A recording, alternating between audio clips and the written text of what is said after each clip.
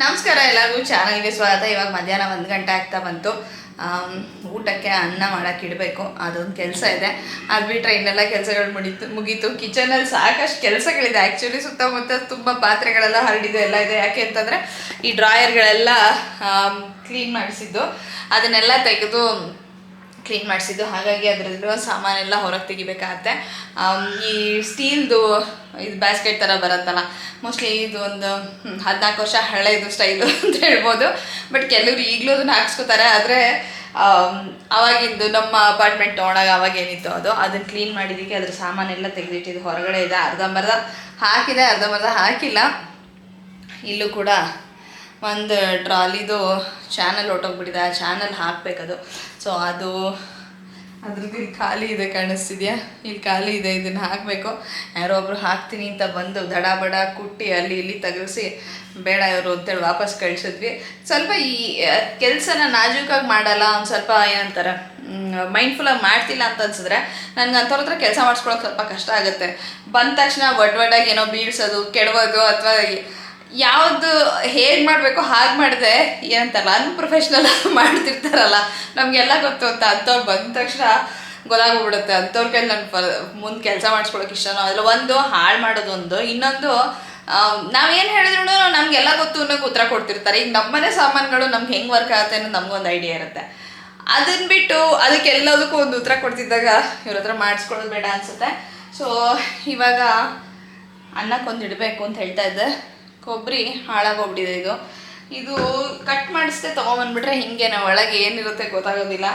ನಾನು ಸಾಮಾನ್ಯ ಕಟ್ ಮಾಡಿಸ್ಕೊಂಡೇ ತರೋದು. ಕಟ್ ಮಾಡಿಸ್ಕೊಂಡು ತಂದಾಗ ಈಗ ಎಲ್ಲ ಕಡೆನೂ ಅಷ್ಟೇ ಕಟ್ ಮಾಡಿದೆ, ಅವರು ಕೂಡ ಕೊಡೋದಿಲ್ಲ. ಕಟ್ ಮಾಡಿಸ್ದೆ ತಂದರೆ ಒಳಗಡೆ ಈ ಥರ ಸರ್ಪ್ರೈಸ್ಗಳಿರುತ್ತೆ. ಕ್ಯಾಮ್ರಾ ಕೈಲಿ ಇಟ್ಕೊಂಡು ಸಾಕಾಯಿತು, ಅದಕ್ಕೆ ಕ್ಯಾಮ್ರಾನ ಇಟ್ಬಿಟ್ಟು ಮಾತಾಡೋಣ ಅಂತ ಅಂದ್ಕೊಂಡೆ. ಸ್ಕಿನ್ ಕೇರ್ ಬಗ್ಗೆ ಕೇಳ್ತಿರ್ತೀರಾ. ನಿಮ್ಮ ಮುಖದಲ್ಲಿ ಇವಾಗ ಸಾಕಷ್ಟು ಕಲೆ ಎಲ್ಲ ಕಡಿಮೆ ಆಗಿದೆ, ಫ್ರೆಶ್ ಆಗಿ ಕಾಣುತ್ತೆ, ಏನು ಮಾಡ್ತೀರಾ ಅಂಥೇಳಿ.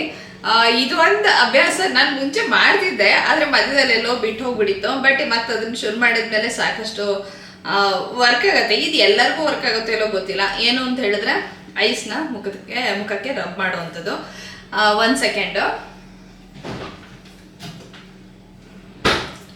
ಇದು ಎಲ್ಲರೂ ಯೂಟ್ಯೂಬಲ್ಲಿ ಸುಮಾರು ನೋಡಿರ್ತೀರ ಇದು.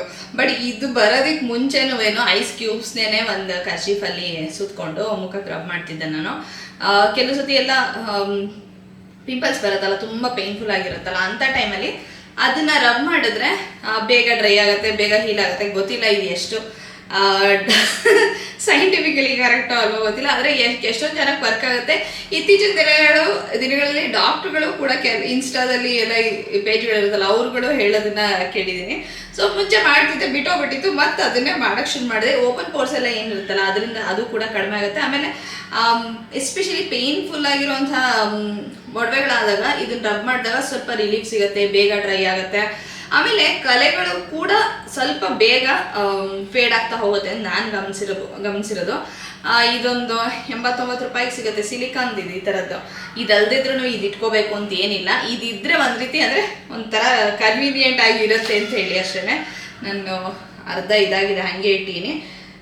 ಇದಕ್ಕೆ ಇಲ್ಲೊಂದು ಹೋಲ್ ಇರುತ್ತೆ, ಈ ಹೋಲಲ್ಲಿ ನೀರು ಹಾಕ್ಬಿಟ್ಟು ಮುಚ್ಚಿ ಈ ಥರ ಫ್ರೀಜರಲ್ಲಿ ಇಟ್ಟರೆ ಇದೇ ಶೇಪಲ್ಲಿ ಆಗಿರುತ್ತೆ. ಹೊರಗೆ ತೆಗೆದು ಫುಲ್ಲು ರಬ್ ಮಾಡ್ಕೊಳ್ಳೋಕ್ಕೆ ಅಂದರೆ ಒಂಥರ ಹ್ಯಾಂಡಿ ಆಗಿದೆ ಅಂತ ಹೇಳ್ಬೋದು.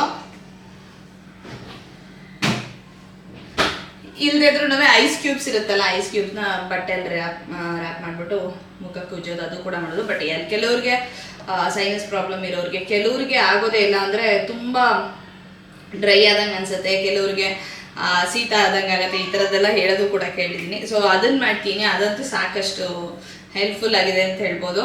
ಆಮೇಲೆ ಇನ್ನೊಂದು ಸ್ಕಿನ್ ಕೇರಲ್ಲಿ ಅಂತ ಏನು ನಾನು ಚೇಂಜಸ್ ಮಾಡಿಲ್ಲ. ಹೈಲ್ರಾನಿಕ್ ಹಿಂದೆ ಒಂದು ವಿಡಿಯೋದಲ್ಲಿ ನಾನು ತೋರಿಸಿದ್ದೆ, ನೀವು ನೋಡಿದರೆ ಗೊತ್ತಿರುತ್ತೆ. ಹೈಲ್ರಾನಿಕ್ ಆ್ಯಸಿಡು, ವಿಟಮಿನ್ ಸಿ, ಆಮೇಲೆ ಮಾಯ್ಶ್ಚರೈಸರು, ಹಾಗೆಯೇ ಎಲ್ಲದಕ್ಕಿಂತ ಮುಖ್ಯ ಏನು ಗೊತ್ತಾ, ಸನ್ಸ್ಕ್ರೀನ್ ಯೂಸ್ ಮಾಡೋದು. ಸನ್ಸ್ಕ್ರೀನ್ ಯೂಸ್ ನಾನು ಹೆಂಗೆ ಅಂದರೆ ಲಾಸ್ಟ್ ಒಂದು 10-12 ಇಯರ್ಸಲ್ಲಿ ಸನ್ಸ್ಕ್ರೀನ್ ಒಂಥರ ಆನ್ ಆಫ್ ಆ ಥರ ಯೂಸ್ ಮಾಡ್ತಾ ಇದ್ದೆ. ಬಟ್ ಲಾಸ್ಟು ಅಲ್ಲ 10-12 ಅಲ್ಲ, ಲಾಸ್ಟ್ ಒಂದು 10-12 ಇಯರ್ಸಲ್ಲಿ 7-8 ಇಯರ್ಸ್ ಆ ಥರ ಯೂಸ್ ಮಾಡಿದ್ದೀನಿ. ಬಟ್ ಲಾಸ್ಟ್ ಒಂದು 4-5 ಇಯರ್ಸಲ್ಲಿ ರೆಗ್ಯುಲರ್ ಆಗಿ ತುಂಬ ಒಂಥರ ರಿಲೀಜಿಯಸ್ ಆಗಿ ಸನ್ಸ್ಕ್ರೀನ್ನ ಯೂಸ್ ಮಾಡೋಕ್ಕೆ ಶುರು ಮಾಡಿದೆ. ಈ ಕೊರೋನಾ ಸ್ವಲ್ಪ ಮುಂಚೆ ಶುರು ಮಾಡಿದ್ದು ಅಂತ ಹೇಳ್ಬೋದು. ಬಟ್ ನನಗೆ ಏನಾಗ್ತಿತ್ತು, ಸನ್ಸ್ಕ್ರೀನ್ಗಳು ಸೂಟೇ ಆಗ್ತಿರ್ಲಿಲ್ಲ. ಹಚ್ಕೊಂಡ್ರೆ ತುಂಬ ಸ್ವೆಟ್ ಆಗೋದು, ಒಂಥರ ಶೆಕೆ ಅನ್ಸೋದು. ಅದಕ್ಕೆ ಯಾವ್ದು ತಗೋಬೇಕು ಅಂತ ಕೆಲಸ ಡಾಕ್ಟ್ರು ಕೊಟ್ಟಿದ್ದು ಹಾಗೆ ಅನ್ಸೋದು. ಬಟ್ ಡರ್ಮಾಕೋದವ್ರದ್ದು ಏನೋ ಹೈಲೋನಿಕ್ ಆಸಿಡ್ 1% ಇದು ಬಂತಲ್ಲ, ಅದು ಯೂಸ್ ಮಾಡೋಕೆ ಶುರು ಮಾಡಿದ್ಮೇಲೆ ಅಂತೂ ನಾನು ಸನ್ಸ್ಕ್ರೀನ್ನ ಎವ್ರಿ ಡೇ ಯೂಸ್ ಮಾಡ್ತೀನಿ. ಮುಖದಲ್ಲಿ ಪಿಗ್ಮೆಂಟೇಷನ್ ಕಡಿಮೆ ಆಗೋಕ್ಕೆ ಅಥವಾ ಮೊಡವೆಗಳು ಕಲೆ ಹೋಗೋದಕ್ಕೆ ಅದಕ್ಕೆ ಟ್ರೀಟ್ಮೆಂಟ್ ಒಂದು ಕಡೆ, ಬಟ್ ಸನ್ಸ್ಕ್ರೀನ್ ಯೂಸ್ ಮಾಡೋದು ತುಂಬ ಮುಖ್ಯ ಆಗುತ್ತೆ. ಮನೇಲಿದ್ದರೂ ಕೂಡ ಸನ್ಸ್ಕ್ರೀನ್ ಯೂಸ್ ಮಾಡಬೇಕು, ಹೊರಗೆ ಹೋಗದಿದ್ರೆ ಯೂಸ್ ಮಾಡೋದು ಬೇಡ ಅಂಥೇಳಿ ತುಂಬ ಜನ ತಪ್ಪು ತಿಳ್ಕೊಂಡಿರ್ತಾರೆ. ಬಟ್ ಮನೇಲಿದ್ರೂ ಒಲೆ ಮುಂದೆ ಸಾಕಷ್ಟು ಹೀಟ್ ಬರುತ್ತೆ. ಸನ್ಸ್ಕ್ರೀನ್ ಯೂಸ್ ಮಾಡೋದ್ರಿಂದ ಕಲೆಗಳು, ಪಿಗ್ಮೆಂಟೇಷನು ತುಂಬ ಕಡಿಮೆ ಆಗುತ್ತೆ. ಹೆಂಗಸರು ಗಂಡಸರು ಎಲ್ಲರೂ ಹೊರಗಡೆ ಹೋಗ್ತೀರಾ ಅಂದಂತೂ ಸನ್ಸ್ಕ್ರೀನ್ ಯೂಸ್ ಮಾಡಲೇಬೇಕು. ಇಲ್ಲಿ ಸುಮಾರು 1/4 kg ಸ್ವಲ್ಪ ಹೆಚ್ಚಿನ ಪ್ರಮಾಣದ ಹಾಗಲಕಾಯಿನ ಹೆಚ್ಕೊಳ್ತಾ ಇದೀನಿ. ಹಾಗಲಕಾಯಿ ಗೊಜ್ಜಿಗೆ ಹೆಚ್ಚಬೇಕಾದ್ರೆ ಸ್ವಲ್ಪ ಹೋಳುಗಳನ್ನ ದಪ್ಪನಾಗಿ ಇಟ್ಕೊಳ್ಳಿ. ತೀರಾ ಸಣ್ಣಗೆ ಹೆಚ್ಚಿದ್ರೆ ಗೊಜ್ಜಿನ ರಸದಲ್ಲಿ ಅದು ಕದ್ರು ಹೋಗಿ ಕಹಿ ಅಂಶ ಇನ್ನೂ ಜಾಸ್ತಿ ಬಾಯಿಗೆ ಬರುತ್ತೆ. ಹಾಗಾಗಿ ಸ್ವಲ್ಪ ದಪ್ಪ ಹೋಳುಗಳೇ ಇಟ್ಕೊಂಡ್ರೆ ಒಳ್ಳೇದು. ನಾನಿಲ್ಲಿ ತೋರಿಸಿರೋದಕ್ಕಿಂತ ದಪ್ಪನಾಗಿ ಮಾಡಿದ್ರು ಕೂಡ ಏನು ತೊಂದರೆ ಆಗೋದಿಲ್ಲ. ಒಗ್ಗರಣೆಯಲ್ಲಿ ಸುಲಭವಾಗಿ ಹಾಗಲಕಾಯಿ ಬೆಂದು ಹೋಗುತ್ತೆ. ಹಾಗೆ ರಸದ ಜೊತೆ ಕೂಡ ಚೆನ್ನಾಗಿ ಮೃದುವಾಗಿ ಬೆಂದಿರುತ್ತೆ. ಈಗ ನಾನಿಲ್ಲಿ ಒಂದು ಚಿಕ್ಕ ಡಬ್ಬನ ತೋರಿಸ್ತಿದೀನಿ. ಇದು ತುಪ್ಪ. ಇದು ಅಕ್ಷಯ ಕಲ್ಪದವ್ರದ್ದು A2 ತುಪ್ಪ ಏನ್ ಬರುತ್ತಲ್ಲ ಅದು. ಕಾಂಪ್ಲಿಮೆಂಟರಿ ಆಗಿ ಇಷ್ಟು ಪುಟ್ಟ ಬಾಕ್ಸ್ ಅಲ್ಲಿ, ಅಂದ್ರೆ ಬಾಕ್ಸ್ ಅಲ್ಲ, ಇದು ಗಾಜಿನ ಶೀಶೆಯಲ್ಲಿ ಕೊಟ್ಟಿದ್ರು. ಇದನ್ನ ಬಳಸೋದ್ರ ಬದಲು ಇದನ್ನ ಲಿಪ್ ಬಾಮ್ ಆಗಿ ಉಪಯೋಗಿಸೋಣ ಅಂತ ಅನ್ಕೊಂಡೆ. ಇದು ತುಪ್ಪ ಏನಿದೆಯಲ್ಲ, ಇದೇ ತುಪ್ಪ ಅಂತಲ್ಲ, A2 ತುಪ್ಪ ಅಂತಾನೆ ಅಲ್ಲ, ನಾಡ ಹಸುದಿರ್ಬೋದು, ಸೀಮೆ ಹಸುದು. ಇದು ತುಂಬಾನೇ ಒಳ್ಳೇದು ಲಿಪ್ ಬಾಮ್ ಆಗಿ ಬಳಸೋದಕ್ಕೆ. ನೀವು ದಿನಕ್ಕೆ ಒಂದ್ 4-5 ಸತಿ ಹಚ್ಕೋತಾ ಇದ್ರೆ ಒಡೆಯೋದಂತೂ ಹೋಗೇ ಹೋಗುತ್ತೆ. ಹಾಗೇನೆ ತುಟಿ ಮೇಲೆ ಏನಾದ್ರೂ ಪಿಗ್ಮೆಂಟೇಶನ್ ಇದ್ರೆ ಅದು ಕೂಡ ಕಡಿಮೆ ಆಗುತ್ತೆ. ತುಟಿ ತುಂಬಾ ಸಾಫ್ಟ್ ಆಗಿರುತ್ತೆ. ಹಾಗೇನೆ ನಿಮ್ಗೆ ಕಲೆಗಳೇನಾರ ಇದ್ರೆ ಅದು ಕೂಡ ಗ್ರಾಜುಯಲ್ ಆಗಿ ಹೋಗ್ತಿರತ್ತೆ. ಟ್ರೈ ಮಾಡಿ ನೋಡಿ. ಇಲ್ಲಿ ನಾನು ಗೊಜ್ಜಿಗೆ ಸ್ವಲ್ಪ ಕಡಲೆಬೇಳೆ, ಸ್ವಲ್ಪ ಉದ್ದಿನಬೇಳೆ, ಅಂದ್ರೆ ಒಂದೊಂದು ಟೀ ಸ್ಪೂನ್ ಅಷ್ಟು ಕಡಲೆಬೇಳೆ, ಉದ್ದಿನಬೇಳೆ, ಹಾಗೆ 1 ಟೀ ಸ್ಪೂನ್ ಅಷ್ಟು ಸಾಸಿವೆ ಮತ್ತೆ ಬಿಳಿ ಎಳ್ಳನ್ನ ಹಾಕೊಂಡಿದೀನಿ. ಎಲ್ಲದನ್ನು ಕೂಡ ಹುರ್ಕೊಳ್ತಾ ಇದೀನಿ. ಕಪ್ಪು ಎಳ್ಳಿಗಿಂತ ಬಿಳಿ ಎಳ್ಳು ಹಾಕೊಳ್ಳಿ, ಗೊಜ್ಜಿಗೆ ಚೆನ್ನಾಗಿರುತ್ತೆ.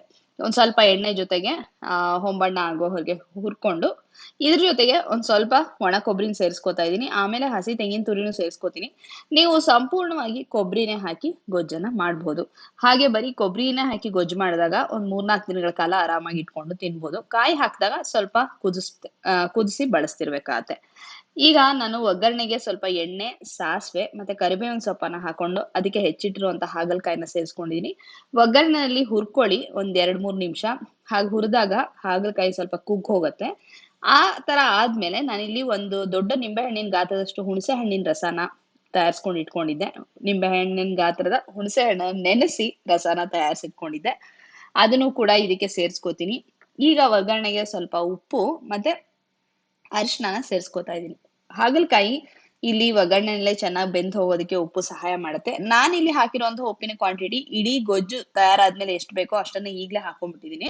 ನಿಮ್ಗೆ ಆಮೇಲೆ ರಸ ಎಲ್ಲ ಬಂದಾಗ ಆ ಕ್ವಾಂಟಿಟಿಗೆ ಉಪ್ಪು ಹಾಕೋಬೇಕು ಅಂತಿದ್ರೆ ಆಮೇಲೆ ಕೂಡ ಹಾಕೋಬಹುದು, ಅಥವಾ ಅರ್ಧ ಇವಾಗ ಹಾಕೊಂಡು ಅರ್ಧ ಆಮೇಲೆ ಕೂಡ ಹಾಕೋಬಹುದು. ನಾನು ಹೇಳೋದು ನಿಮ್ಗೆ ಅರ್ಥ ಆಗಿದೆ ಅಂತ ಅನ್ಕೊಳ್ತೀನಿ. ಅರಿಶಿನ ಉಪ್ಪಲ್ಲಿ ಚೆನ್ನಾಗಿ ಒಗ್ಗರಣೆಯಲ್ಲಿ ಹಾಗಲಕಾಯಿನ ಹುರ್ಕೊಳ್ಳೋಣ. ಸ್ವಲ್ಪ ಹುರ್ಕೊಂಡಾದ್ಮೇಲೆ ಇಷ್ಟು ಹುಣಸೆ ಹಣ್ಣಿನ ರಸನ ಸೇರಿಸ್ಕೊತಾ ಇದ್ದೀನಿ. ಇಷ್ಟು ಹುಣಸೆ ಹಣ್ಣಿನ ರಸ ಖಂಡಿತ ಜಾಸ್ತಿ ಆಗೋದಿಲ್ಲ, ಕರೆಕ್ಟ್ ಆಗಿ ರುಚಿ ಬರುತ್ತೆ. ಈ ಹುಣಸೆ ಹಣ್ಣಿನ ರಸದ ಜೊತೆಗೆ ಬೆಲ್ಲ ಕೂಡ ಸೇರಿಸ್ಕೊತಾ ಇದ್ದೀನಿ. ಒಂದು 2-3 ಟೇಬಲ್ ಸ್ಪೂನ್ ಅಷ್ಟು ಬೆಲ್ಲನ ಸೇರಿಸ್ಕೋಬೇಕಾಗತ್ತೆ. ಗೊಜ್ಜು ಅಂದ್ರೇನೆ ಬೆಲ್ಲ, ಹುಣಸೆ ಹಣ್ಣು ಎರಡೂ ಇರ್ಬೇಕಾಗತ್ತೆ. ಆದ್ರೆ ಇದಕ್ಕೇನು ಹಾಗಲಕಾಯಿ ಗೊಜ್ಜಿಗೇನು ತುಂಬಾ ಆಗೋದಿಲ್ಲ. ಈ ಹುಣಸೆ ಹಣ್ಣಿನ ರಸ ಜೊತೆಗೆ ಬೆಲ್ಲದ ಜೊತೆಗೆ ಈ ಹಾಗಲಕಾಯಿ ಬೆಂದಾಗ ನಿಮ್ಗೆ ನಾಲಿಗೆಗೆ ಅಷ್ಟು ಕಹಿ ರುಚಿ ಗೊತ್ತಾಗೋದಿಲ್ಲ. ಅನ್ನಕ್ಕೆಲ್ಲ ಕಲ್ಸ್ಕೊಂಡಾಗ ತುಂಬಾನೇ ರುಚಿಯಾಗಿರುತ್ತೆ. ಆದ್ರೆ ಇದ್ರಲ್ಲಿರುವಂತಹ ಹಾಗಲಕಾಯಲ್ಲಿರುವಂತಹ ಕಹಿ ಅಂಶ ನಮ್ ಹೊಟ್ಟೆಗೂ ಕೂಡ ಸೇರ್ತಾಗತ್ತೆ. ಈಗ ಹುಣಸೆ ಹಣ್ಣಿನ ರಸದಲ್ಲಿ ಇದು ಬೇಯತ್ತೆ. ಅಫ್ಕೋರ್ಸ್ ಬೆಲ್ಲ ಕೂಡ ಸೇರಿಸ್ಕೋತೀನಿ. ಅವಾಗ ಮಧ್ಯ ಮಧ್ಯ ಕೈ ಆಡಿಸ್ತಾ ಮುಚ್ಚಿಡ್ತಾ ಈ ರೀತಿಯಾಗಿ ಇದನ್ನ ಬೇಯಿಸ್ಕೋಬೇಕಾಗತ್ತೆ. ಬೆಲ್ಲದ ಪ್ರಮಾಣ ಸ್ವಲ್ಪ ಹೆಚ್ಚು ಕಡಿಮೆ ನೀವು ಮಾಡ್ಕೋಬಹುದು. ನಾನಿಲ್ಲೊಂದ್ 3 ಟೇಬಲ್ ಸ್ಪೂನ್ ಅಂತ ಹೇಳ್ದೆ, ನೀವು ಒಂಚೂರು ಹೆಚ್ಚು ಕಡಿಮೆ ಮಾಡ್ಕೊಂಡ್ರು ಕೂಡ ಏನ್ ತೊಂದ್ರೆ ಇಲ್ಲ. ಈಗ ಇದನ್ನ ಈ ಹುಣಸೆ ಹಣ್ಣಿನ ರಸ ಬೆಲ್ಲದಲ್ಲೇನೆ ಇದನ್ನ ಸ್ವಲ್ಪ ಕುದಿಸ್ಕೊಳ್ಳೋಣ. ಚೆನ್ನಾಗಿ ಉಪ್ಪು ಹುಳಿ ಮತ್ತೆ ಸಿಹಿ ಅಂಶ ಚೆನ್ನಾಗಿ ಕೂಡ್ಕೊಂಡು ಹಾಗಲಕಾಯಲ್ಲಿರುವಂತಹ ಕಹಿ ಅಂಶ ನಮ್ಗೆ ನಾಲ್ಗೆಗೆ ತಟ್ಟದೇ ಇರೋ ಹಾಗೆ ನೋಡ್ಕೊಳತ್ತೆ. ಇಷ್ಟರಲ್ಲಿ ನಾವು ಮಸಾಲೆನ ರುಬ್ಕೊಂಡ ಹುರಿದಿಟ್ಟಿರುವಂತಹದ್ದು ಪದಾರ್ಥಗಳು ಜೊತೆಗೆ ಒಂದ್ 4-5 ಬ್ಯಾಡಗಿ ಮೆಣಸಿನ್ಕಾಯಿ ಹುರಿದಿಟ್ಕೊಂಡಿದ್ದೆ. ಖಾರಕ್ಕೆ ನಿಮ್ಗೆ ಗುಂಟೂರು ಹಾಕೊಳ್ತೀರಾ ಅಂದ್ರೆ ನೋಡಿ, ನಿಮ್ಮ ಮನೆ ಖಾರಕ್ಕೆ ಅನುಸಾರವಾಗಿ ಹಾಕೊಳ್ಳಿ. ಹಾಗೆ ತಾಜಾ ತೆಂಗಿನ ತುರಿ. ಇದಿಷ್ಟು ತಯಾರಾಗಿದೆ. ಇದನ್ನ ಮಿಕ್ಸರ್ ಅಲ್ಲಿ ನುಣ್ಣಗೆ ಪೇಸ್ಟ್ ನ ಮಾಡ್ಕೊಂಡಿದೀನಿ. ಈಗ ಒಗ್ಗರಣೆಯಲ್ಲಿ ಹಾಗಲಕಾಯಿ ಹುಣಸೆ ಜೊತೆ ಈ ರೀತಿಯಾಗಿದೆ. ಇದಕ್ಕೆ ತಿರುವಿಟ್ಟಂತಹ ಮಸಾಲೆನ ಸೇರಿಸ್ಕೊಳ್ಳೋಣ. ಹಾಗೆ ಗೊಜ್ಜು ಎಷ್ಟು ನೀರಾಗಿರ್ಬೇಕೋ ಅಷ್ಟು ನೀರನ್ನ ಸೇರಿಸ್ಕೊಂಡು ಮಿಕ್ಸರಲ್ಲಿ ಎಲ್ಲ ಮೆತ್ಕೊಂಡಿರತ್ತಲ್ಲ ಎಲ್ಲದನ್ನು ಬಳೆದು ಹಾಕೊಂಡು ಗೊಜ್ಜಿನ ಹದಾನ ಸೆಟ್ ಮಾಡ್ಕೊಳ್ಳೋಣ. ಈ ಹಂತದಲ್ಲಿ ಬೇಕಾದ್ರೆ ಅಂದ್ರೆ ಒಂದು ಕುದಿ ಬಂದ ಮೇಲೆ ನೀವು ರುಚಿ ನೋಡಿ ಉಪ್ಪು ಬೇಕನ್ಸುತ್ತಾ ಖಂಡಿತ ಇವಾಗ ಸೇರಿಸ್ಕೋಬಹುದು. ಆದ್ರೆ ನಾನಿಲ್ಲಿ ಹಾಕಿರೋ ಕ್ವಾಂಟಿಟಿ ಉಪ್ಪು ಕರೆಕ್ಟ್ ಆಗಿರುತ್ತೆ. ಸಾಮಾನ್ಯವಾಗಿ ನಾ ಇಷ್ಟೇ ಕ್ವಾಂಟಿಟಿ ಮಾಡ್ತಿರೋದ್ರಿಂದ ನಂಗೆ ಕರಾರುವಾಕಾಗಿ ಗೊತ್ತು. ನೀರನ್ನ ಸೇರಿಸ್ಕೊಂಡು ಈ ಹದನ ಮಾಡ್ಕೊಂಡಿದೀನಿ. ಕಡಲೆಬೇಳೆ ಉದ್ದಿನಬೇಳೆ ಎಲ್ಲ ಇರೋದ್ರಿಂದ ಸ್ವಲ್ಪ ನೀರಾಗಿದ್ರೆ ಕುದ್ದ ಮೇಲೂ ಕೂಡ ಗೊಜ್ಜು ಗಟ್ಟಿ ಆಗೋದಿಲ್ಲ. ಈಗ ಇದನ್ನ ಚೆನ್ನಾಗಿ ಕುದಿಸ್ಕೋಬೇಕಾಗತ್ತೆ. ಕುದ್ದ ಮೇಲೆ ಬಿಸಿ ಬಿಸಿ ಗೊಜ್ಜು ತಯಾರಾದಾಗೇನೆ ಬಿಸಿ ಅನ್ನ ಜೊತೆ ಕಲ್ಸ್ಕೊಂಡು ತಿನ್ನೋದಕ್ಕೆ ತುಂಬಾ ರುಚಿಯಾಗಿರುತ್ತೆ. ನಾನ್ ಹೇಳಿರೋ ಮೆಥಡ್ ನಲ್ಲಿ ಟ್ರೈ ಮಾಡಿ ನೋಡಿ, ಖಂಡಿತ ರುಚಿಯಾದಂತಹ ಹಾಗಲಕಾಯಿ ಗೊಜ್ಜು ತಯಾರಾಗತ್ತೆ. ಈಗ ವಾಪಸ್ ಇವತ್ತಿನ ದಿವಸ ವ್ಲಾಗಿಗೆ ಬರೋಣ. ಅನ್ನಕ್ಕಿಡಬೇಕು ಅಂತ ಹೇಳಿ ಬೆಳಗ್ಗೆ ಇಟ್ಟಂತಹ ಕುಕ್ಕರ್ನ ಖಾಲಿ ಮಾಡಿಡ್ತಾ ಇದ್ದೀನಿ. ಮತ್ತೆ ಇನ್ನೊಂದು ಕುಕ್ಕರ್ ಯಾಕೆ ಮಾಡೋದು ಅಂತ ಹೇಳಿ ಇವಾಗ ನಾನು ರಾಜಮುಡಿ ಅಕ್ಕಿನ ಅನ್ನ ಮಾಡ್ತಾ ಇದ್ದೀನಿ. ರಾಜಮುಡಿ ಅಕ್ಕಿಲಿ ಅನ್ನ ಹೇಗ್ ಮಾಡ್ಬೇಕು ಅನ್ನೋದ್ರ ಬಗ್ಗೆನೇ ಒಂದು ವಿಡಿಯೋ ಮಾಡಿದ್ದೆ ಡೀಟೇಲ್ಡ್ ಆಗಿ, ಸ್ಟೆಪ್ ಬೈ ಸ್ಟೆಪ್. ಖಂಡಿತ ಅದನ್ನ ನೋಡಿ. ಯಾಕೆಂದ್ರೆ ತುಂಬಾ ಜನಕ್ಕೆ ಬಿಳಿ ಅಕ್ಕಿನ ಬಿಟ್ಟು ಅಂದ್ರೆ ಈ ಸೋನಾ ಮಸೂರಿ ಇದನ್ನೆಲ್ಲ ಬಿಟ್ಟು ರಾಜಮುಡಿ ಅಕ್ಕಿನ ಉಪಯೋಗಿಸ್ಬೇಕು ಅಂತಿದ್ರೆ ಅದು ಸರಿಯಾಗಿ ಬೇಯ್ತಿಲ್ಲ, ಆದ್ರೆ ಯಾಕೋ ಅದ್ರದ್ದು ವಾಸನೆ ಬರ್ತಿದೆ, ಸರಿಯಾಗಿ ನಮಗ್ ರುಚಿ ಅದ್ರದ್ದು ಸಿಕ್ತಿಲ್ಲ, ಈ ತರದ್ದೆಲ್ಲ ಕನ್ಫ್ಯೂಷನ್ ಇದ್ರೆ ನಿಮ್ಗೆ ಆ ವಿಡಿಯೋ ಖಂಡಿತ ಹೆಲ್ಪ್ ಮಾಡುತ್ತೆ ಹೇಗೆ ಮಾಡ್ಬೇಕು ಅನ್ನೋದ್ರ ಬಗ್ಗೆ. ಸೊ ಇದೇನೆ ತೋರಿಸ್ತಾ ಇದ್ದೀನಿ. ಈಗ ಇದನ್ನ ಅನ್ನನ ಮಾಡೋದಕ್ಕೆ ಕುಕ್ಕರ್ನಲ್ಲಿ ಸಾಕಷ್ಟು ನೀರು ಕೂಡ ಹಿಡಿಸುತ್ತೆ. ಹಾಗೇನೆ ತುಂಬಾ ನೀವು ನಾನ್ ಹೇಳಿರೋ ರೀತಿ ಸ್ಟೆಪ್ಸ್ ಫಾಲೋ ಮಾಡಿದ್ರೆ ಖಂಡಿತ ನಿಮ್ಗೆ ರಾಜಮುಡಿ ಅಕ್ಕಿ ಟೇಸ್ಟ್ ತುಂಬಾ ಇಷ್ಟ ಆಗ್ತಾ ಹೋಗುತ್ತೆ. ಹಾಗೇನೆ ಒಂದು ಟೇಸ್ಟ್ ಡೆವಲಪ್ ಆಗ್ತಾ ಹೋಗುತ್ತೆ. ಕಳೆದ ಒಂದು 4-5 ವರ್ಷಗಳಿಗಿಂತನೂ ಹೆಚ್ಚಾಯ್ತು ನಾನು ರಾಜಮುಡಿ ಅಕ್ಕಿನ ಬಳಸ್ತಾ. ತುಂಬಾನೇ ಆರೋಗ್ಯಕ್ಕೆ ಒಳ್ಳೇದು, ಬದಲಾವಣೆ. ಕಾಶ್ಮೀರಕ್ಕೆ ಹೋದಾಗ ಅಲ್ಲಿ ಟ್ರಿಪ್ ಇಂದ ಬ್ಲಾಗ್ ಅಲ್ಲಿ ಈ ಬ್ಯಾಗ್ ನ ನೋಡಿದ್ರಿ. ಈ ಬ್ಯಾಗ್ ಬಗ್ಗೆ ಕೇಳ್ತಾ ಇದ್ರಿ. ಇದಕ್ಕೂ ಹಿಂದೆನೂ ಕೂಡ ಯಾವ್ದೋ ಒಂದು ಟ್ರಾವೆಲ್ ಬ್ಲಾಗ್ ಅಲ್ಲಿ ನೋಡ್ದಾಗ ಕೇಳಿದ್ರಿ ಈ ಬ್ಯಾಗು ಎಲ್ಲಿ ತಗೊಂಡ್ರಿ ಯಾವುದು ಅಂತ ಹೇಳಿ. ಕಾಮೆಂಟ್ ಸೆಕ್ಷನ್ ಉತ್ತರ ಕೂಡ ಕೊಟ್ಟಿದ್ದೆ ಅಂತ ಅನ್ಸತ್ತೆ. ಬಟ್ ಈ ಬ್ಯಾಗ್ ಪ್ಯಾಕು ಹೈ ಡಿಸೈನ್ ಇದು, ಲೆದರ್ದಿದು. ಕೆಲವರಿಗೆ ಲೆದರ್ ಪ್ರಾಡಕ್ಟ್ ಯೂಸ್ ಮಾಡೋದಕ್ಕೆ ತೊಂದರೆ ಇದೆ.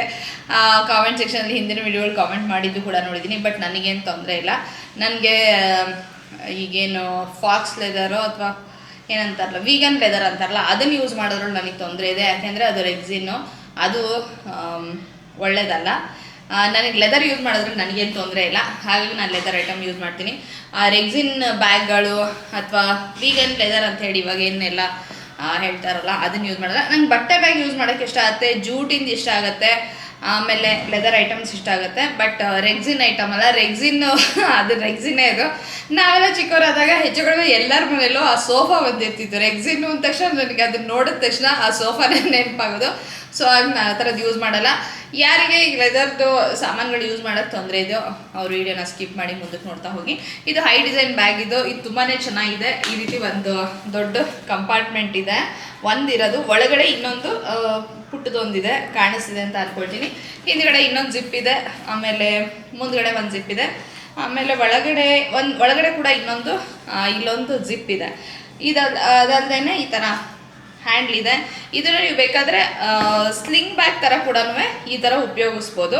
ಬಟ್ ನಾನು ತುಂಬಾ ಕಡಿಮೆ ಈ ಥರ ಉಪಯೋಗಿಸೋದು. ಯಾಕೆಂದರೆ ಇದರಲ್ಲಿ ಸಾಕಷ್ಟು ಭಾರ ಹಾಕಿರ್ತೀನಿ, ಹಾಳಾಗೋಗ್ಬಿಡುತ್ತೆ ಅಂತೇಳಿ ನನಗೆ ಇಷ್ಟ ಆಗೋದಿಲ್ಲ. ಕಡಿಮೆ ಭಾರ ಹಾಕಿದಾಗ ಮೋಸ್ಟ್ಲಿ ಕಡಿಮೆ ಒಳಗಡೆ ಸಾಮಾನು ಇದ್ದಾಗ ಮೋಸ್ಟ್ಲಿ ಆ ಥರ ಯೂಸ್ ಮಾಡೋಕ್ಕೆ ಟ್ರೈ ಮಾಡ್ಬೋದು. ಬಟ್ ನಾನು ಯಾವತ್ತೂ ಯೂಸ್ ಮಾಡಿಲ್ಲ. ಇದು ಸುಮಾರು ಒಂದು 7-8 ಇಯರ್ಸ್ ಮೇಲಾಯ್ತು ನಾನು ತೊಗೊಂಡು. ಆವಾಗ ಇದಕ್ಕೊಂದು ಅರೌಂಡ್ 7 to 8,000 ಅಷ್ಟು ಕೊಟ್ಟಿದ್ದೆ ಅಂತ ಅನ್ಸುತ್ತೆ, ನಂಗೆ ನೆನಪಿಲ್ಲ. ಇದೇ ಡಿಸೈನು ಹೈ ಡಿಸೈನಲ್ಲಿ ಕಂಟಿನ್ಯೂ ಆಗಿದೆಯಲ್ಲ ಗೊತ್ತಿಲ್ಲ. ಬಟ್ ಬೇರೆದು ಸಾಕಷ್ಟು ಲೆದರ್ ಬ್ಯಾಕ್ ಪ್ಯಾಕ್ಗಳಂತೂ ನಾನು ನೋಡ್ತಾ ಇರ್ತೀನಿ. ಇದಂತೂ ತುಂಬಾ ಚೆನ್ನಾಗಿದೆ. ಎಷ್ಟು ನೋಡೋಕ್ಕೊಂಥರ ನಾಜೂಕು ಅಂತ ಅನಿಸುತ್ತೆ, ಬಟ್ ಸಾಕಷ್ಟು ಭಾರ ತಡೆಯುತ್ತೆ. ನಾನು ಇದ್ರೊಳಗೆ ನಂದು ಈ ಬ್ಲಾಗಿಂಗ್ ಕ್ಯಾಮ್ರಾ, ಫೋನು, ಆಮೇಲೆ ಚಾರ್ಜರ್ಗಳು, ಪವರ್ ಬ್ಯಾಂಕು, ಅಫ್ಕೋರ್ಸ್ ವ್ಯಾಲೆಟು, ಒಂದು ಚಿಕ್ಕ ವಾಟರ್ ಬಾಟ್ಲು, ಆಮೇಲೆ ಕೆಲವೊಂದು ಮೇಕಪ್ ಅಂದರೆ ಲಿಪ್ಸ್ಟಿಕ್ಕು, ಆಮೇಲೆ ಒಂಚೂರು ಹ್ಯಾಂಡ್ ಕ್ರೀಮು ಅಥವಾ ಮಾಯಿಶ್ಚರೈಸರು ಈ ಥರದ್ದೆಲ್ಲ ಇರುತ್ತೆ. ಕೆಲವು ಸತಿ ಅಂತೂ ಸಡನ್ನಾಗಿ ಎಲ್ಲೂ ಏನು ಹಾಗಾಗಿ ಬ್ಯಾಗಲ್ಲಿ ಜಾಗ ಸಿಗಲಿಲ್ಲ ಅಂದರೆ ಬ್ಯಾಕ್ ಪ್ಯಾಕಲ್ಲಿ ಹಾಕಿಟ್ಟಿರ್ತೀನಿ. ಈಗ ಕೆಲವೊಂದು ಸತಿ ಸ್ನ್ಯಾಕ್ಸ್ ಇರುತ್ತೆ. ಸ್ನ್ಯಾಕ್ಸ್ ತುಂಬ ಕಡಿಮೆ ನಾನು ಹಾಕೋದು. ನಂಗೆ ಬ್ಯಾಗಲ್ಲಿ ಆ ಅಂಟು ಆ ಪುಡಿ ಎಲ್ಲ ಬಿಡೋದು ನನಗೆ ಇಷ್ಟ ಆಗೋದಿಲ್ಲ. ಆಮೇಲೆ ಒಂದು ಪುಟ್ಟು ಟವಲ್ ಇರುತ್ತೆ, ಈ ಥರದ್ದೆಲ್ಲ ಇರುತ್ತೆ. ಏನಾರೋ ಅರ್ಜೆಂಟಿಗೆ ಬೇಕಾಗಿರೋ ಮೆಡಿಸನ್ಗಳು, ಸ್ಯಾನಿಟೈಸರು, ಈ ಥರ ಇಷ್ಟು ಸಾಮಾನು ಹಾಕಿದ್ರು ಭಾರ ತಡೆದಿದೆ. ಇಷ್ಟು ವರ್ಷದಲ್ಲಿ ಎಲ್ಲೋ ಒಂದು ಕಡೆ ಮಾತ್ರ ಸ್ವಲ್ಪ ದಾರ ಬಿಟ್ಟಿರೋದು ಕಾಣಿಸ್ತಿದೆ. ಇದು ಹೈ ಡಿಸೈನ್ ಅವ್ರ ಶೋರೂಮ್ ಇರುತ್ತಲ್ಲ, ಅಲ್ಲಿ ಹೋಗಿ ಕೊಟ್ಟರೆ ಸರ್ವಿಸ್ ಮಾಡಿಕೊಡ್ತಾರೆ, ಅದು ಏನು ತೊಂದರೆ ಇಲ್ಲ. ಒಳಗಡೆ ಒಂದೆರಡು ಕಡೆ ದಾರ ಬಿಟ್ಕೊಳಂಗಾಗಿದೆ ಅಷ್ಟೇ ಹೊರತುನುವೇನ, ಅದು ಬಿಟ್ಟರೆ ಇನ್ನೇನು ಇಲ್ಲ. ತುಂಬಾ ಚೆನ್ನಾಗಿದೆ ಇದು ನೋಡೋದಕ್ಕೆ ಕೂಡ. ಈಗ ನಾರ್ಮಲ್ ಬ್ಯಾಕ್ ಪ್ಯಾಕ್ಗಳು ಸ್ವಲ್ಪ ದೊಡ್ಡದಾಗಿರುತ್ತೆ, ಎಲ್ಲ ಕಡೆಗೂ ಓದಬೇಕಲ್ಲ. ಟ್ರೆಕ್ಕಿಂಗ್ ಹೋದಾಗ ಆ ಥರ ಬ್ಯಾಕ್ ಪ್ಯಾಕ್ ಇಟ್ಕೊಳ್ಳೋಕೆ ಚೆನ್ನಾಗಿ ಅನಿಸುತ್ತೆ, ಯಾಕೆಂದರೆ ಅದಕ್ಕೊಂದು ವಾಟರ್ ಪ್ರೂಫ್ ಮಾಡ್ಕೊಳ್ಳೋ ಥರ ಒಂದು ಕವರ್ ಎಲ್ಲ ಇರುತ್ತೆ, ಆಮೇಲೆ ಸಾಮಾನು ಜಾಸ್ತಿ ಇರುತ್ತೆ. ಬಟ್ ಈ ಥರ ಟ್ರಾವೆಲ್ ಮಾಡ್ತಿದ್ದಾಗ ಇದಂತೂ ಸಖತ್ತು ನನಗೆ ತುಂಬ ಇಷ್ಟ ಆಗುತ್ತೆ. ಇಷ್ಟು ವರ್ಷದಲ್ಲಿ ಒಂಚೂರು ಏನು ಎಲ್ಲೂ ಹರಿದೋಗೋದು ಪೀಲ್ ಆಗೋದು ಏನೂ ಆಗಿಲ್ಲ. ಸಾಕಷ್ಟು ರಫ್ ಆ್ಯಂಡ್ ಟಫೇ ಯೂಸ್ ಮಾಡಿದ್ದೀನಿ. ಮೊನ್ನೆ ಕಾಶ್ಮೀರ್ಗೆ ಹೋದಾಗಂತೂ ಸೋನ್ಮಾರ್ಗಲ್ಲಿ ನಾವು ಕುದುರೆ ಮೇಲೆ ಹೋಗ್ತಿದ್ದಾಗ ವ್ಲಾಗ್ ನೋಡಿದ್ರೆ ನಿಮ್ಗೆ ಗೊತ್ತಿರುತ್ತೆ, ಅಲ್ಲಂತೂ ಮಳೇಲಿ ಕೂಡ ನೆನೆಸಿದೆ. ಫಸ್ಟ್ ಟೈಮ್ ಅಂತ ಹೇಳ್ಬೋದು. ಅದಕ್ಕೂ ಮುಂಚೆ ಅಷ್ಟು ಮಳೇಲಿ ನೆಂದಿರಲಿಲ್ಲ, ಚೂರು ಪಾರು ನೆಂದಿತ್ತು. ಆದರೆ ಅವತ್ತಂತೂ ಏನು ಮಾಡೋಕ್ಕಾಗ್ತಿರ್ಲಿಲ್ಲ. ವಾಪಸ್ ಬರ್ತಾ ಒಂದು ಅರ್ಧ ದಾರಿ ಅಂತೂ ಮಳೆ ಬರ್ತಾನೆ ಇತ್ತು, ಆಮೇಲೂ ಕೂಡ ಚೂಚೂರು ಬರ್ತಿತ್ತು, ಅಷ್ಟೊಂದು ಜಾಸ್ತಿ ಅಲ್ಲಿದ್ರು. ಸೊ ಮಳೇಲಿ ಕೂಡ ನಿಲ್ಲಿತ್ತು. ಚೆನ್ನಾಗಿರುತ್ತೆ. ಇದ್ರ ಬಗ್ಗೆ ಹೇಳಬೇಕು ಪ್ರತಿ ಇವಾಗಲೂ ಅನ್ಕೋತಿದ್ದೆ, ಜ್ಞಾಪಿಸ್ಕೋತಿದ್ದೆ, ಬಟ್ ಬೇರೆ ಎಲ್ಲ ವಿಷಯಗಳ ಮಧ್ಯೆ ಮರ್ತೋಗ್ತಿತ್ತು. ಬಟ್ ಇವತ್ತು ಜ್ಞಾಪಿಸ್ಕೊಂಡು ಎತ್ತಿಟ್ಕೊಂಡು ನಿಮ್ಗೆ ಹೇಳೋಣ ಅಂತೇಳಿ. ಹೈಟ್ ಸೈನ್ ಬ್ಯಾಗ್ಗಳು ಕ್ವಾಲಿಟಿ ತುಂಬ ಚೆನ್ನಾಗಿರುತ್ತೆ. ಲೆದರ್ ಕ್ವಾಲಿಟಿ ಇರ್ಬೋದು ಅಥವಾ ಡಿಸೈನ್ಗಳಿರ್ಬೋದು. ಬ್ಯಾಕ್ ಪ್ಯಾಕ್ ಅಂತೂ ತುಂಬ ಯೂಸ್ಫುಲ್ ಆಗಿರುತ್ತೆ. ಟ್ರಾವೆಲ್ ಮಾಡ್ತಿದ್ದಾಗ ಚಿಕ್ಕ ಪುಟ್ಟ ಬ್ಯಾಗ್ ಕೈಯಲ್ಲಿ ಹಿಡ್ಕೊಳ್ಳೋಕ್ಕಿಂತ ಬ್ಯಾಕ್ ಪ್ಯಾಕ್ಗಳು ಸಖತ್ ಅನುಕೂಲವಾಗಿರುತ್ತೆ ಅಂತ ನನಗೆ ಅನಿಸುತ್ತೆ. ಜಿಪ್ಪು ಸ್ವಲ್ಪ ಅದೇ ಹೇಳಿದ್ನಲ್ಲ, ಇಷ್ಟು ವರ್ಷದಲ್ಲಿ ಸ್ವಲ್ಪ ಜಿಪ್ ಮಾತ್ರ ಇಲ್ಲೊಂದು ಕಡೆ ಹಿಂಗೆ ಎಂಡಲ್ಲಿ ಒಂದೊಂದ್ಸತಿ ಕಚ್ಕೊಳತ್ತೆ, ಅದು ಕೂಡ ಸರ್ವಿಸ್ ಮಾಡಿಸಿದ್ರೆ ಸರಿ ಹೋಗುತ್ತೆ ಅಂತ ಅನಿಸುತ್ತೆ. ಈಗ ಮಧ್ಯಾಹ್ನದ ಊಟದ ಸಮಯ. ಇವತ್ತು ನಮ್ಮಲ್ಲಿ ಅಡುಗೆ ಬೀಟ್ರೂಟಿನ ಪಲ್ಯ, ಹಾಗೆ ಪಾಲಕ್ ಸೊಪ್ಪು ಮತ್ತು ಹೆಸರುಬೇಳೆ ತೊಗರಿಬೇಳೆ ಎರಡನ್ನೂ ಮಿಕ್ಸ್ ಮಾಡಿ ತೋವೆ ಮಾಡಿದ್ದೆ. ಹಾಗೆಯೇ ಸ್ವಲ್ಪ ನೆಲ್ಲಿಕಾಯಿ ತೊಕ್ಕು ಬಿಸಿ ಬಿಸಿ ಅನ್ನಕ್ಕೆ ಮೊದಲನ್ನ ಕಲಿಸ್ಕೊಂಡು ತಿನ್ನೋಕ್ಕಂತೂ ತುಂಬ ರುಚಿಯಾಗಿರುತ್ತೆ. ತೋವೆ ಎಲ್ಲ ಸ್ವಲ್ಪ ಖಾರ ಆ ಥರದ್ದೇನೂ ಇಲ್ಲದೆ ತುಂಬ ಪ್ಲೈನಾಗಿದ್ದಾಗ ತೊಕ್ಕು ಉಪ್ಪಿನಕಾಯಿ ಎಲ್ಲ ಚೂರು ಸೈಡಿಗೆ ನೆಂಚ್ಕೊಳ್ಳೋದಕ್ಕೆ ತುಂಬ ರುಚಿಯಾಗಿರುತ್ತೆ ಕಾಂಬಿನೇಷನ್ನು. ಸೊ ಮಧ್ಯಾಹ್ನ ಊಟ ಮಾಡಿ ಇನ್ನೂ ಸಾಕಷ್ಟು ಕೆಲಸ ಇದೆ, ಹೊರಗೆ ಹೋಗೋಕ್ಕೆ ಕೆಲಸ ಇದೆ, ಹಾಗೆ ಅಡುಗೆ ಮನೇಲಿ ಕೆಲಸ ಇದೆ. ಇವಾಗ ಸಂಜೆ ಆಯಿತು. ತುಂಬ ದಿವಸದ ನಾನು ಡೋಕ್ಲಾ ಮಾಡೋಣ ಅಂತ ಅಂದ್ಕೊಳ್ತಾ ಇದ್ದೆ. ಈ ಮಳೆ ದಿನ ಬರ್ತಿರುತ್ತೆ, ದಿನ ರುಚಿಯಾಗಿ ಖಾರವಾಗಿ ಬಾಯಿಗೆ ರುಚಿ ಹತ್ತೋಗ್ತದೆ, ಏನಾದ್ರು ಮಾಡ್ಕೊಂಡು ತಿನ್ನಬೇಕು ಅಂತ ಆಸೆ ಆಗ್ತಿರುತ್ತಲ್ವ. ಅಂಥದ್ರಲ್ಲಿ ಈ ಡೋಕ್ಲಾ ಒಳ್ಳೆ ಇದು ಸ್ಟೀಮ್ಡ್ ಆದ್ರಿಂದ ಆರೋಗ್ಯಕ್ಕೂ ಒಳ್ಳೆಯದು. ಎಣ್ಣೆದು ಕರೆದಿದ್ದು ದಿನ ತಿಂದರೆ ಆರೋಗ್ಯಕ್ಕೆ ಒಳ್ಳೆಯದಲ್ಲ, ಯಾವತ್ತೋ ದಿವಸ ಮಾಡಿಕೊಂಡ್ರೆ ಒಳ್ಳೆಯದು. ಇದ್ರ ರೆಸಿಪಿ ಚಾನಲ್ನಲ್ಲಿದೆ, ನೀವು ಹೋಗಿ ನೋಡಿ. ಕಂಪ್ಲೀಟಾಗಿ ಸ್ಟೆಪ್ ಬೈ ಸ್ಟೆಪ್ ಎಲ್ಲದನ್ನು ವಿವರಿಸಿದ್ದೀನಿ. ಇದು ಡೋಕ್ಲಾ ಎಲ್ಲ ತಯಾರಾದ್ಮೇಲೆ ಮೇಲ್ಗಡೆ ಹಾಕೋದಕ್ಕೆ ನೀರನ್ನ ಒಗ್ಗರಣೆ ಮಾಡಿಕೊಂಡು ಅದಕ್ಕೆ ನೀರನ್ನ ಹಾಕಿ ರೆಡಿ ಮಾಡ್ಕೊಳ್ತಾರಲ್ಲ, ಅದನ್ನು ಮಾಡಿಟ್ಕೊಂಡಿದ್ದೀನಿ. ಒಂದು 25 ನಿಮಿಷನಾದ್ರು ಬೇಕು ಅಷ್ಟು ಡೋಕ್ಲಾ ಬೇಯೋದಕ್ಕೆ. ಬೆಂದಮೇಲೆ ಇದನ್ನು ಹಾಕೋದಕ್ಕಾಗತ್ತೆ. ಸೊ ರೆಸಿಪಿನ ಚೆಕ್ ಮಾಡೋದನ್ನು ಮರಿಬೇಡಿ.